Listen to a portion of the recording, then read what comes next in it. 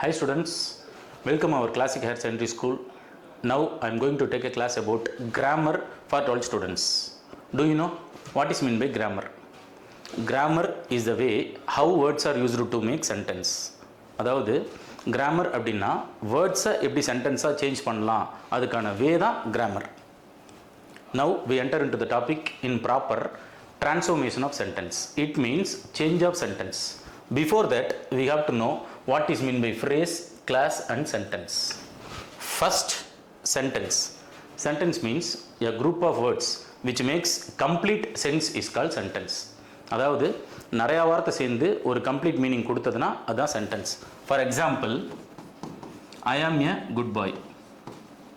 இதில் பார்த்தீங்கன்னா எ group of words இருக்கும், இதெல்லாம் சேர்ந்து ஒரு கம்ப்ளீட் மீனிங் கொடுக்கும். இதை தான் நம்ம என்னென்னு சொல்கிறோம்னா சென்டென்ஸ் அப்படின்னு சொல்கிறோம். Next, phrase. A phrase is a group of words which make sense but not complete sense. அதாவது phrase அப்படின்னா மீனிங் இருக்கும், ஆனால் அதில் என்ன இருக்காதுன்னா கம்ப்ளீட் மீனிங் இருக்காது. For example, in spite of his poverty.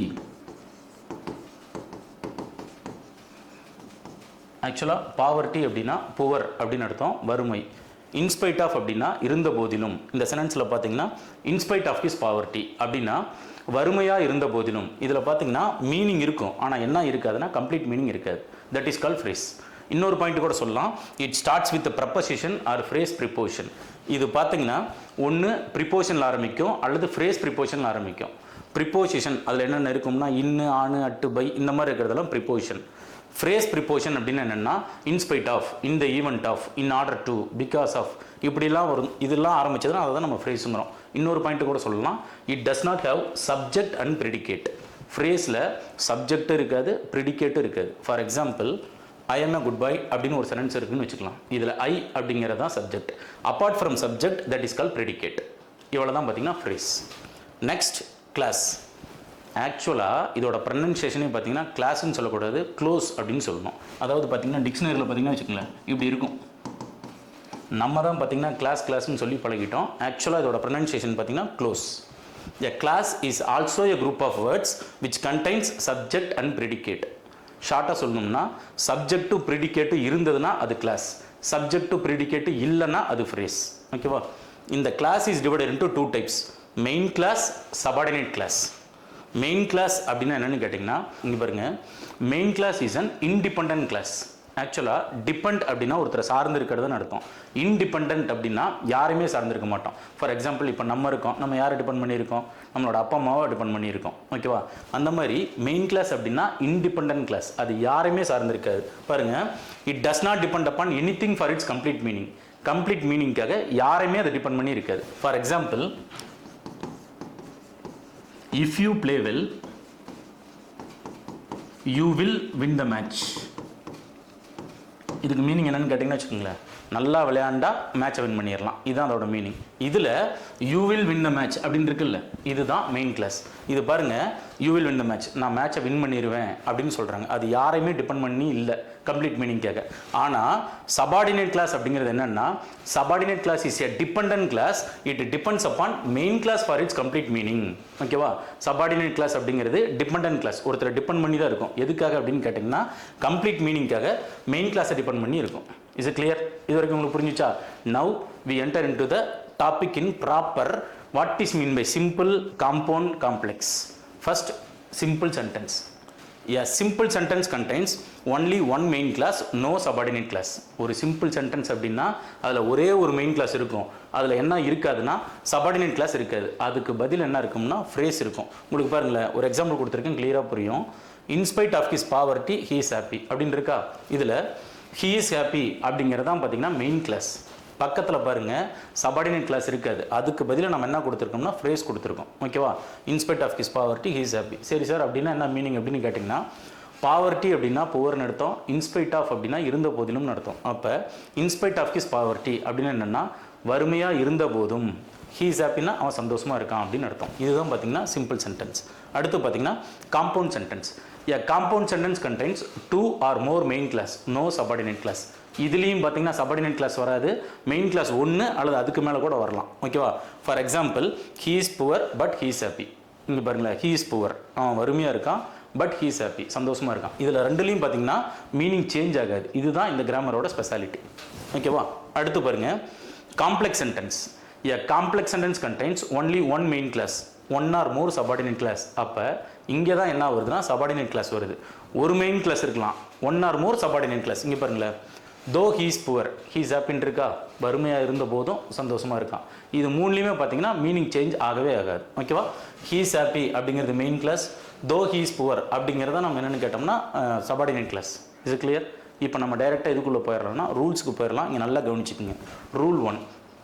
ஆக்சுவலாக இங்கிலீஷில் பார்த்தீங்கன்னா சிம்பிள் காம்பவுண்ட் காம்ப்ளெக்ஸ் தான் ரொம்ப கஷ்டம் அப்படின்னு சொல்லுவாங்க. ஆக்சுவலாக இங்கிலீஷில் ட்ரிக்கி டாபிக் அப்படின்னு என்னென்னு கேட்டிங்கன்னா ப்ரிப்போஷன் தான். இது ரூல் ஒரு 14-16 பக்கமாக இருக்கிறதுனால எல்லோரும் என்ன நினச்சிக்கிறாங்க, இது ரொம்ப டஃப் அப்படின்னு நினச்சிக்கிறாங்க. நீங்கள் அதோட ஒன்லைன் புரிஞ்சிட்டிங்கன்னா இது ரொம்ப ரொம்ப ஈஸி. உங்களுக்கு ஈஸியாக சொல்லித்தரேன், கவனிச்சிக்கங்க.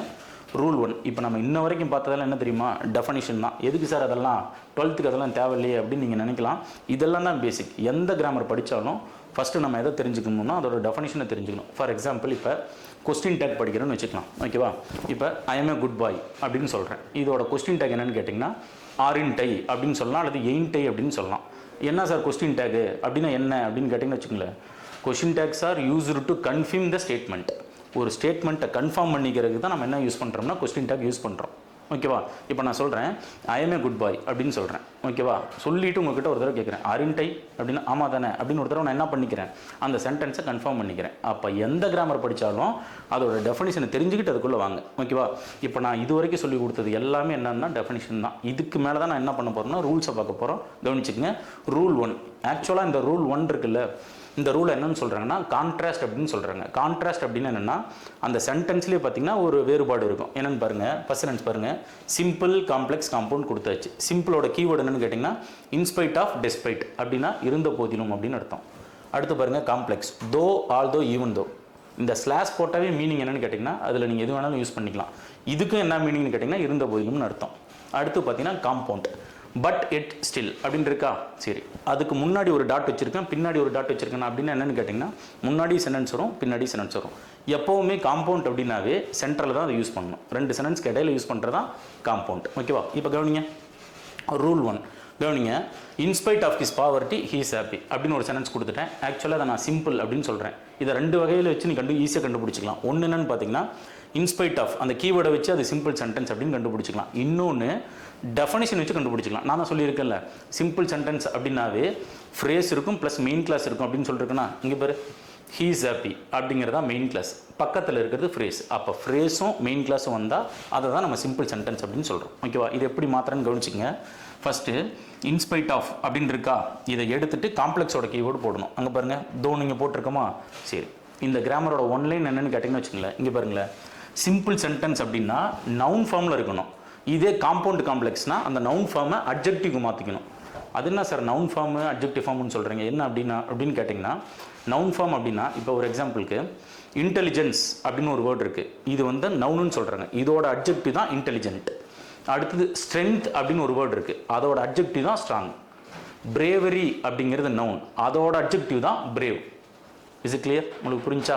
அப்போ இந்த கிராமரோட ஒன்லைன் என்னென்னு கேட்டிங்கன்னா சிம்பிள் சென்டென்ஸ்னால் நவுன் ஃபார்மில் இருக்கணும். காம்பவுண்ட் காம்ப்ளெக்ஸ்னால் இந்த நவுன் ஃபார்மை அட்ஜெக்டிவ் ஃபார்முக்கு மாற்றணும். எப்படி சார் அட்ஜெக்டிவ் ஃபார்முக்கு மாற்றணும்னு கேட்டிங்கன்னு வச்சுக்கோங்க. இந்த நவுனாக இருக்குல்ல, இதை இப்படி மாற்றணும். சப்ஜெக்ட் வேர்ப் அட்ஜெக்டிவ், இந்த நவுன் ஃபார்மை இந்த பேட்டர்ன் கொண்டு வந்தால் நம்மளுக்கு சிம்பிள் காம்பவுண்ட் காம்ப்ளெக்ஸ் முடிஞ்சிருச்சு. இங்கே பாருங்கள், in spite of his poverty he is happy. வறுமையாக இருந்த போதும் அவன் சந்தோஷமாக இருக்கான். எப்படி காம்ப்ளெக்ஸில் மாத்திரம் பாருங்கள். இன்ஸ்பைட் ஆஃப் அப்படிங்கிற கீவேர்டை தூக்கிட்டு நம்ம என்ன போடுறோம்னா தோ போடுறோம். ஓகேவா? இந்த நவுன் ஃபார்மை அட்ஜெக்டிவ் ஃபார்முக்கு மாற்றணும். எப்படின்னா இப்படி ஃபஸ்ட்டு பாருங்கள், சப்ஜெக்ட் கேட்குறான், இதுக்கு பேர் நவுனு, இங்கே சப்ஜெக்ட் இல்லை, அதனால் இங்கேருந்து நம்ம எடுத்துக்கிறோம். ஹீன் போட்டோமா. அடுத்தது இந்த நவுன் ஃபார்மில் என்ன இல்லைன்னா வேர்ப் இல்லை, அதனால் நம்ம எங்கேருந்து எடுத்துக்கிறோம், இங்கேருந்து எடுத்துக்கிறோம். போட்டாச்சா? அடுத்து பாவர்ட்டியோட அட்ஜெக்டிவ் ஃபார்ம் என்னன்னு கேட்டிங்கன்னா புவர், அதை தான் இங்கே கொண்டு வந்து போட்டாச்சு. அப்போ தோ ஹீ இஸ் புவர், அந்த பக்கம் இருக்கிறது அப்படி எழுதிருங்க, ஹீ இஸ் ஹாப்பி. இந்த ரெண்டுலேயுமே பார்த்தீங்கன்னா வச்சுக்கங்களேன் மீனிங் சேஞ்சே ஆகாது. ஓகேவா? அதுக்கும் ஒரே மீனிங் தான், அதுக்கு அடுத்தது ஒரே மீனிங் தான். ஓகேவா? அடுத்து பாருங்கள், இதை நான் காம்பவுண்டில் மாற்றுறேன். இப்போ தோ அப்படிங்கிறது காம்ப்ளெக்ஸோட கீவேர்ட், அதை தூக்கிடுங்க. தூக்கிட்டு மீதி இருக்கிறது எழுதுங்க, ஹீ இஸ் புவர் அப்படின்னு எழுதியாச்சா?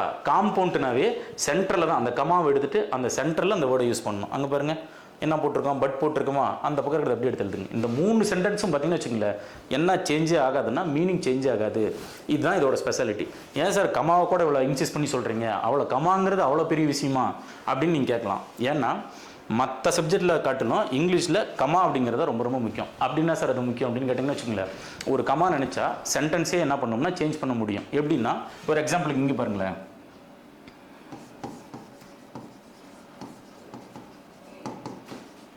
இப்படி ஒரு சென்டென்ஸ் இருக்குன்னு வச்சுக்கோங்க, hang him not leave him அப்படின்னு ஒரு சென்டென்ஸ் இருக்குது. ஓகேவா? அப்படின்னு என்னென்னா ஹேங் ஹிம் தூக்கில் போடுங்க, நாட் லீவ் ஹிம் அவனை விட்டுறாதீங்க அப்படின்னு அர்த்தம். அதாவது ஒரு பயங்கரமான டெரரிஸ்ட்டு பயங்கரமான குற்ற செயல் செஞ்சுட்டு இருக்கான், அவனை பிடிச்சி ப்ரிசனில் போட்டுடுறாங்க. ஓகேவா? ஹையர் அத்தாரிட்டிருந்து ஒரு லெட்டர் வருது, இதுதான் letter. Hang him not leave him அப்படின்னு ஒரு லெட்டர் வருது. ஓகேவா? தூக்கில் போடுங்க அவனை விட்டுறாதீங்கன்னு. ஆஃப்டர் ஆல் என்ன கமா தானே. என்ன ஆகிடுதுன்னா இங்கே இருக்கக்கூடிய கம்மா இங்கே போயிருது பிரிண்டிங் மிஸ்டேக்கில். இப்போ படித்து பாருங்களேன், hang him not leave him அப்படின்னு என்ன, தூக்கில் போடாதீங்க அவனை விட்டுருங்க. அப்போ ஒரு கமா நினச்சா சென்டென்ஸே என்ன பண்ணிடும்னா அப்படியே சேஞ்ச் பண்ணிடும். ஸோ ஒவ்வொரு விஷயமும் இங்கிலீஷில் ரொம்ப ரொம்ப இம்பார்ட்டன்ட். ஓகேவா? சரி, இப்போ உங்களுக்கு இது புரிஞ்சிருக்கும் அப்படின்னு நான் நம்புகிறேன். நல்லா இன்னொரு தடவை சொல்கிறேன், நல்லா கவனிச்சிக்கங்க. சிம்பிள் சென்டென்ஸ் அப்படின்னா நவுன் ஃபார்மில் இருக்கணும். காம்பவுண்ட் காம்ப்ளெக்ஸ்னால் அந்த நவுன் ஃபார்மை அட்ஜெக்டிவ் ஃபார்முக்கு மாற்றணும். எப்படி சார் மாற்றுறதுனா இதுதான் pattern, subject verb adjective. Is it clear? இன்னொரு எக்ஸாம்பிள் கூட தரேன், கவனிச்சுக்கங்க. Despite the bad weather we went to Ooty அப்படின்னு இருக்கா, இது சிம்பிள் சென்டென்ஸ். இதுக்கு என்ன சார் மீனிங் அப்படின்னு கேட்டிங்கன்னா, டெஸ்பைட்னாலும் இன்ஸ்பைட் ஆஃப்னாலும் ஒன்று தான், இருந்த போதிலும் அப்படின்னு அர்த்தம்.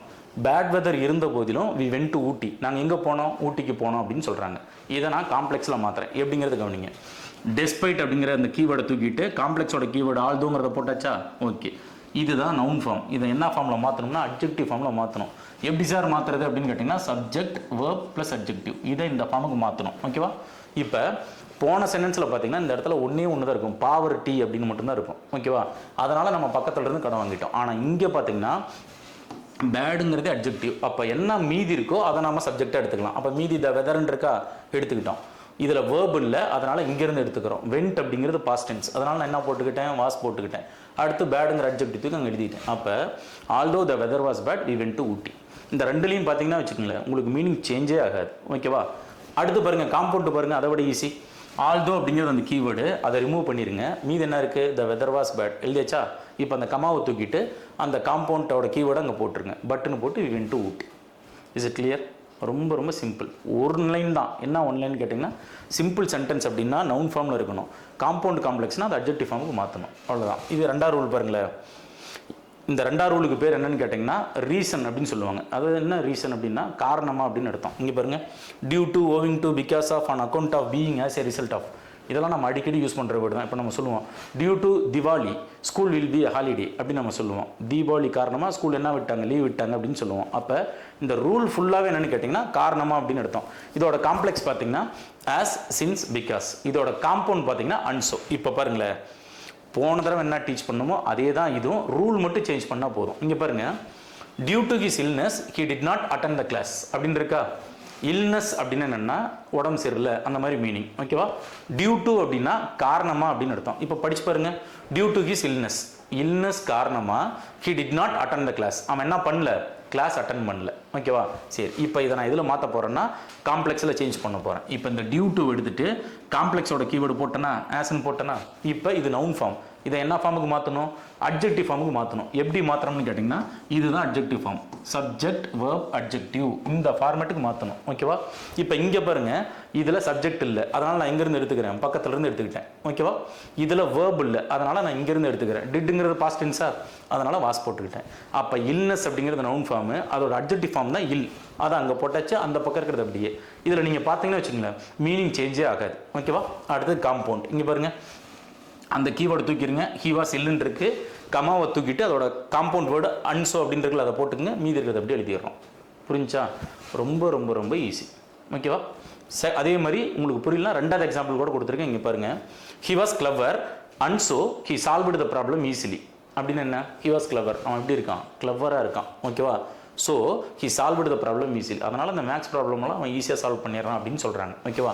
ஆக்சுவலாக அன்சோன்னு வந்துருக்கு. அப்போ இது என்ன சென்டென்ஸு, காம்பவுண்ட் சென்டென்ஸ். இதில் நம்ம எதில் மாற்றுறோம்னா காம்ப்ளெக்ஸாக மாற்றுறோம். எப்படி, காம்ப்ளெக்ஸோட கீவேர்டு என்ன, ஆஸ், சின்ஸ், பிகாஸ், அதில் ஒன்று எடுத்து போடணும். இங்கே பாருங்கள், ஆஸ் போட்டேன்னா இந்த சென்டென்ஸ் அப்படியே தூக்கி எழுதிருங்க, ஆஸ் ஹி வாஸ் கிளவர் எழுதியாச்சா. அன்சோவை தூக்கிட்டு அங்கே கமா போட்டுட்டிங்கன்னா அந்த மீதி இருக்க சென்டென்ஸ் எழுதிட்டா மீனிங் என்ன ஆகாதுன்னா சேஞ்ச் ஆகாது. ஓகேவா? அடுத்தது பாருங்கள், இதை நம்ம எதில் மாற்ற போகிறோம்னா சிம்பிளில் மாற்ற போகிறோம். ஓகேவா? இங்கே பாருங்கள், முன்னாடி சொன்னேன் சிம்பிள்னாவே என்னது, அந்த கீவேர்டை போட்டுக்கலாமா? இப்போ ஒரு எக்ஸாம்பிளுக்கு டியூட்டுன்னு போட்டுக்கலாம்.